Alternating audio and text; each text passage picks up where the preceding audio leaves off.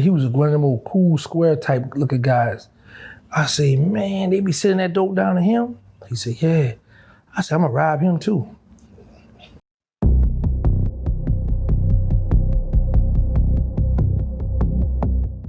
Okay, well, with that being said, one thing that we haven't done on prison stories as far as with you is normally whenever we have these prison stories, we always talk about the who, what, when, where, and why that led someone up to prison.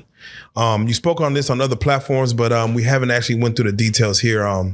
So what I'd like to do today, Terrance, if you don't mind taking us through there, I want you to walk us through the actual day. Take you through there. If not the week, if not the month, you got arrested. If you don't mind, please take us through actually like what took place, what happened, and how'd you know it was coming down on you? Them lights right there remind me. So we was dealing, I got one of my co-defendants named Bryce. He had met these Latinos from New York, and he had some heroin they had dropped on him, and my project was jumping for the heroin. So he gave it to me, I got off it, and it was good. So I was like, man, you got some more? He said, no. I said, where the people in New York? I said, man, look, I'm about to go out there, call them, tell them people I'm on my way. Usually when you got people who to connect, you got to be invited. But I was just young, arrogant, and cocky. I was like, man, tell them people I'm on my way out there. And me and my co-defendant Blabber, we caught a flight out there, went to the John F. Kennedy. I remember they had a Howard Johnson hotel across from there. We went there, then we caught a cab and to Brooklyn. And we went to this restaurant, and it was three of them. It was two light-skinned one and one dark-skinned. The dark-skinned one was the head. So and I remember this man, he had two fine Latino light-skinned, curly hair. One was petite with a nice butt, and one was like thick with a nice butt. So I was like, hey, Migo, I'm like, I'm out of town, man. Y'all need to be showing me some love, some New York love, man. So where were you at in New York? Do you know? In Brooklyn. Brooklyn, okay. Oh, we at this restaurant. So we when we got ready to negotiate the business, we went to the back in the kitchen. So it's them and me and my co-defendant. So they bought us some heroin that was powder form. We used to like the hard, rocked up, the hard. And real quick, if you don't mind me interrupting, is this your first? Okay, I'm sorry, but I apologize. Okay. Is this your first time in New York? No. Okay. Shout out to my boy Blue. Well, my brother Blue. It was Blue, my homegirl Paula, Skiboo mother, she's deceased now, and this female named Renetta, and myself, we went to New York. Because I just get on the Greyhound bus and I just get a pillow, a blanket, and my headphones and just to travel. By yourself? Sometimes, okay. Or I get somebody at the project. Like I had got Paula at the project, she went with me to New York, but and I went and got some heroin that time. But I used to just up and just go to People's City. As far as normally how you do a connect when you're dealing with a drug deal, what were your normal rules that you normally did as far as a drug deal? Like, well, first when you're dealing with a real connect, they gonna know where you live at, pictures of your family. Yeah. They wanna know where you lay your head at, where your mother at, where your children at. So you play game with that money, off with the people's head. But I remember Connect came in there, know you. Killer Stone had him back there, man. So we in this restaurant, 5 of us back there in the back.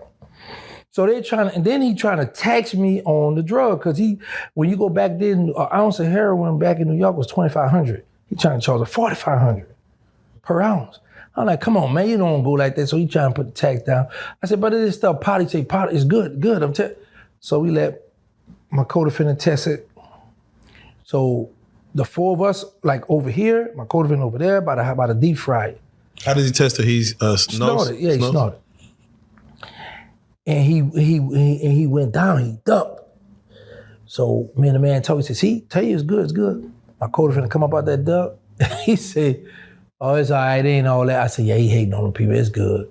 Cause my code ain't never gave nobody a prop. If it ain't from a win, if it ain't ours, he'll never get nobody a prop, but he gonna throw up off it or he gonna, but I know when it's good, right? I'm watching him. So we finally, we talking. So the females coming back there, seeing that we want something, need something, they coming back and forth. I'm like, man. But me and the people we was fussing a little bit, like a little. But I had to calm down because I'm like, man, you wait out here, you in the back of nowhere, you ain't got a stick pin on you. And what age are you at this time, if you don't mind? About 22. And these men about how old, if you were to guess? Well, I know one of them might was older than me. One of them had to be about maybe anywhere from 18 to 20. Okay. Now the other one, he might have was about 25, 27. Because one of them was old, maybe two of them was older than me. And I know one, because I used to have all the, when I had all my discover, all my paperwork, I used to have all the date of birth, all that other stuff, right? So we having a little debate. And we get the raising, you know them Latinos, they get the raising their voice too. I'm raising my man. But I just say, hold on, man. You know, you in them people territory, you know? So we want to work it out. So we go up front. When we go back up front, he separated me and my codeine. So, yeah, man, you want something to drink? I said, no, I don't drink. Now, mind you, I refuse the heroin because I don't get high either. I'm good. So he tested. So he peeping me out. And it's every connect or anybody who fronts you is their dream to deal with somebody who don't get high. Because in their mind, it's like, if this person don't drink, this person don't get high, I don't gotta worry about him running off with my package. He gonna have that money on time, he gonna hustle, he gonna grind. And he saw that in me. I ain't got no vices. You know, well, I had vices to women, you know, but anyway. So as we up front, I'm like, man, what's up with the girl? He's like, don't worry, let's work deal out, don't worry. Man, you keep telling me, don't worry, we didn't work deal out. So he did this what made me turn on him. When he said, you, me like you. He said, you, me like you. He said, him, no like, no trust. And when he said that, I felt some type of way because in my mind, I'm like, that's my brother. At the end of the day, I know he gonna rock out with me, you know what I'm saying, if it go down. So I was like, man, I'm gonna rob him. When he did that, say that about my people, I was like, oh, I remember my mind, I'm gonna rob him. So I'm gonna get them, I'm gonna jack them, right? So we worked out the deal and I wound up owing them $1,000 short. And they gave us the drugs. We got on the Greyhound bus, went back to New Orleans, and they told me this guy out the MILF, get with him to pay the thigh wire. Like, all right. So I hit Bryce, told me to do Byron. So when I went around Bryce's neighborhood on Saratoga and Thalia, and I was like, I said, who you is? He said, I'm Byron. So who I supposed to give you? He told me the money. I said, all right. So I said, Bryce, man, what it is? Because I never seen him before. And he was one of them old cool square type looking guys. I said, man, they be sending that dope down to him? He said, yeah. I said, I'm gonna rob him too. He out the mail too, so. Shout out to the Gotti boy. Shout out to my boy Big Head D. Shout out to my boy D out the mail. So anyway,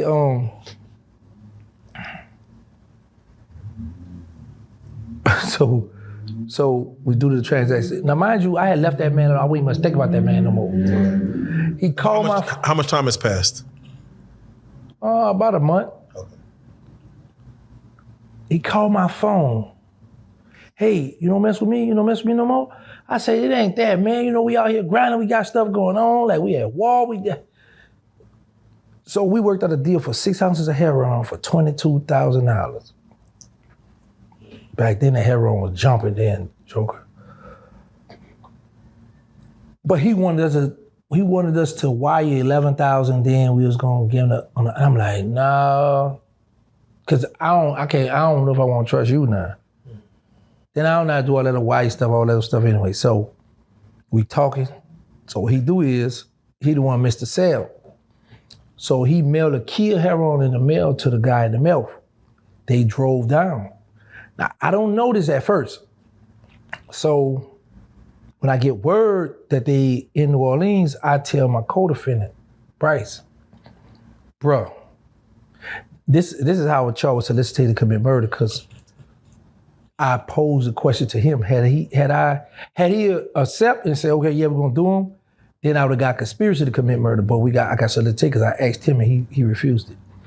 But I said, man, listen, when they come down, they down here, man, we gonna get them by your house, get the dope, man, we gonna kill him over there. He said, nah, man, we ain't killing nobody in my house. I say, bro, or we gonna tie him up and do him later. Bryce said, nah, we ain't doing that. So my phone tap at the time, I don't know this. So Bryce said, bring about Kimmy out. I ain't bring about that girl. That girl got chewed. Man, you ain't bring him over here. So they went to Winn-Dixie across the street from the Magnolia. And I saw a bunch of lights, police lights, but I ain't thinking that's them that they didn't grab. Because the feds got a thing whereas if they got somebody to investigate, they listening. If you start talking about deleting someone, they got to terminate the investigation because they're going to be held accountable for that body because you hear this person talking about going crush these people. At one time, they just let you just do all you're going to do to make it stick more. But now, when you go to time out there, I got to step in. So that's why they grabbed him. I don't know this. So the next day, I go around there. Man, what's going on? What are people at? What's going on? Wow. And they said, man, they locked them up. Locked them up? What happened? What they did? Mind you, I don't know. It's my phone tab. I don't know what's going on. I'm mad. I say, look, where that dope at? They say, it's coming in the mail. Oh, they ain't get it yet? Well, listen, man, we're going to ride the mailman. When the mailman pull up in that mail, we're going to ride him. So all this on the Fed listen to my phone conversation. I don't know all this, right? And we leave. Bro, I had look, one of my calls. I think it was was it my Z28? I think it was my Z28. So I had my brother Chris say, man, I said like these cinema rolls, but you gotta go downtown on Broad and Esplanade at this Tasty's donut place to get them. So my brother went and got them for me, bro. I'll never forget this, bro. I was in my mother's room because I was undecided where I wanted to go that night. Like my baby mother had a house in Heidelberg, we used to call it the baby mansion. I used to love to sit in her living room and when you look up, she had a glass up there like by the ceiling, or you look out and see the sky. Man, it was so cool. I used to be sitting there like, man, I'm living, right? Then I had my other girl, she lived around in BG neighborhood on Soniac.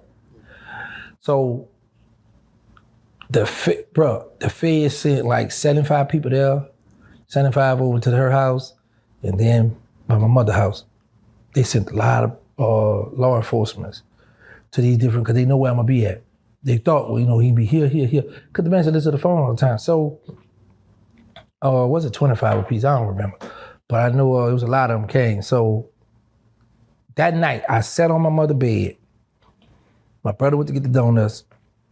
And I just, like, you sit down, you just lay back. And I dozed off.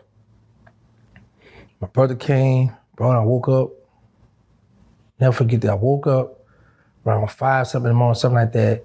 Went in the bag, I bit off the cinnamon roll, put it back in the bag, and just laid back. And my mother was in the bed too, and I just laid back on her bed. Man, like 6 something that morning, 6, 7 that morning, I just heard boom, boom, boom, boom, boom, boom, boom.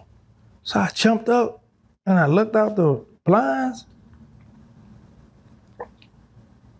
and I see them running around the building with shields, machine guns, shields, and helmets. And how many people?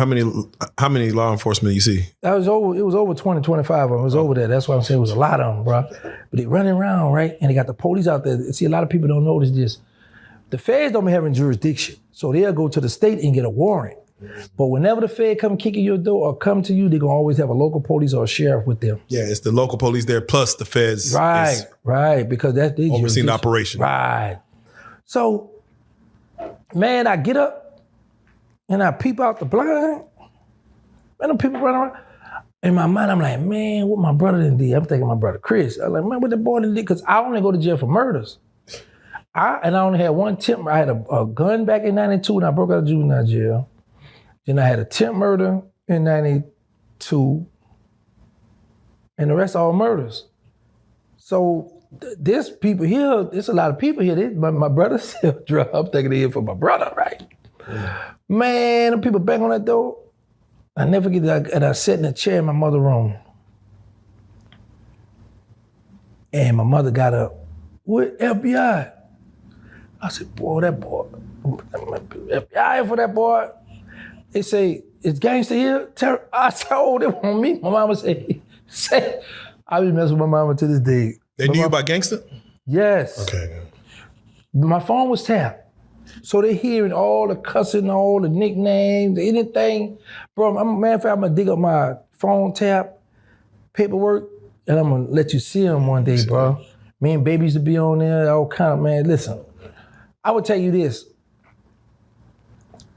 This is another, I believe there's a God, because in December, bro, we was on that phone talking about so many murders. Like loosely, yeah, you gonna kill him, yeah, so kill y'all, I'm gonna do this, like really talking about homicides. They finally got my phone tapped in. They started investigating me in October 97. They finally got my phone tapped February of 98, and I went to the Fed in March. Like they must have a long. If they would have had December's man, conversations. I've been had a death penalty, bro. Oh man. I don't know if I could have told out of that one, bro. Yeah. So, in question, were y'all talking about this stuff was it in braggadocious? Was it all that. Was it like on the phone. were y'all talking about what needs to happen or what had happened and all that, everything. Really, just everything, man. Just like because I always thought because they had this rumor, the feds can't tap a prime code phone. That was a rumor. That was bull. Yeah. So it's a gangster here. No, I'm not. They said Terrance Williams. He said Terrance Williams. My mama said, yeah, he in the room. I said, oh, mom, you ratted on me. So look, I come out and I throw my hands up, right? They said, get on your knee, I get down. They said, put your hand behind your head. Now walk back. So I had to crawl, walk back to him on my knees, like with my hands backwards, right? Soon as I get back, soon as I make it to the door, the living room door, they grabbed me. They said, we got gang. I still don't know this about these people from New York in my phone. I don't know about this, right? But pause. Go back a few. This guy. It's either or, right? One of them was wired. So I'm gonna try to find that paperwork for you too. So he only wanted like a gram or two. Back then, a gram of heroin, 1.0 was $200. Half a gram, 0.5 was sell for $100, right? So I think he only wanted no more than 4 grams, so up in there. So I was in Houston. He called me. I said, bro, call me back at 3. Call me back at 3. I said, call me back at 5. He called back at 5. I said, look. I said, blab about that. Nah, man, I want to deal with you. I don't want to deal with nobody else. I said, man, come on my house. And then I said, bro, every time I tell you to call or come, you do. I said, yeah, like you work with the people, bro. And he was, bro. He was wired. You knew that he was just a regular custo, though? Yeah, just somebody just in the project come score drug for me and start doing controlled buy on me. How long were you serving them from what you remember? From October. It started in October 07. And after that, they got the wiretap in February, but that's what I had a little short investigation. It was, because this what happened. Like, when I pull a paper, you're going to be able to read where the FBI would say, bro, let me tell y'all this here. And I see why they make that rule. They say ignorance is no excuse of the law, right? Because had I known, once you get to the Fed, you start reading and studying, like, man, I could beat the people because they don't have no videotape. Like, they would pull up in my project, we're down like a block from my project on Washington and Willow, and they would try to like investigate us, but we would come out, like my mother's apartment sat in the back, so we'll walk up to up front where the cars come at. They get the courtyard, and our apartment set to the back. You had to walk up and you look down the block, police just down there on the corner, tenant windows, and we like, look undercover. So they would pull off. They never had a chance to come in the project and set up and take pictures and do that because we always was on point looking out. All this in my paperwork. They said we could never, because watch out and look out. And like every day I would change cars. I didn't change cars because of the Feds or I thought the people was on. I changed cars because I didn't want the boys at the Calio to know what I was riding in. So I would always change car with people. Like if I got say I'm in a Lexus and you might got a Camry or something, or you got a Honda, a car. I know you're gonna want to drive the Lex. So like, Joe, let's trade. All right, here. I got your car now. I might trade with different people. I'm just trading with different people, different cars. So they can, I always thought that to keep my enemies off me. But all the while, the police, he would trade. All this in my FBI report. So, man, bro, them people grabbed me, They said, we got gangsters. They were so excited. They bring me out. I never forget this. Bring me on the porch. And the man said, you got any guns in there? I said, man, you got to do your job. Now, mind you, I got, you know how you, well, I don't know, you know, but my mother, in her closet, you know, she had them little church dresses, them old church dresses. So I had like an ounce of heroin hid in her dress. One of her dresses, I had forgot about. I had it in the closet. So they go in there, shake that everything. They ain't even find it.